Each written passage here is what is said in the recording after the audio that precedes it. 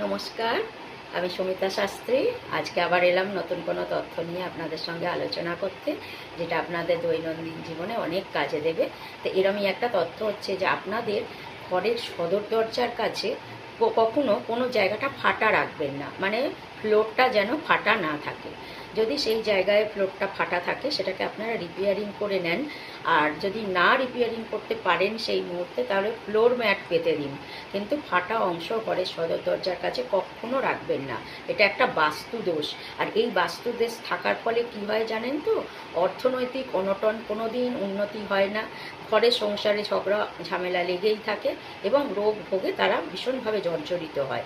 আর তার সঙ্গে কি করবেন, সেই দরজার কাছে, সদর দরজার কাছে কখনো জুতো ঝ্যাঁটা রাখবেন না। জুতো ঝ্যাঁটা যদি রাখার থাকে, আপনার একটা সুন্দর বাক্স করে তার মধ্যে ঢুকিয়ে রাখুন, যাতে দেখা না যায়। আর সবথেকে ভালো হয় যদি আপনারা অন্য কোনো দিকে রাখেন, মানে আপনার দরজার দিকে না রেখে, দরজা ছাড়া তো আরও অনেক দিক আছে, সেই দিকে যদি জুতো ঝাঁটা রাখার ব্যবস্থা করেন। সদর দরজার কাছে কিন্তু কখনো জুতো ঝাঁটা রাখবেন না। এবার মানুষজন আসলে তো তারা সদর দরজার কাছেই জুতো খুলে আসে, ঝাঁটার কথা বলছি না, দরজার কাছে জুতো খুলে তারা ঘরে আসে। এবার যখন সে চলে এলো ঘরে, আপনারা চেষ্টা করবেন তাকে সাইড করে জুতোটাকে রাখার জন্য। নিজেরাই পায়ে করে হলেও একটা সাইড করে রাখুন, মাঝখানে কিন্তু ছড়িয়ে রাখবেন না।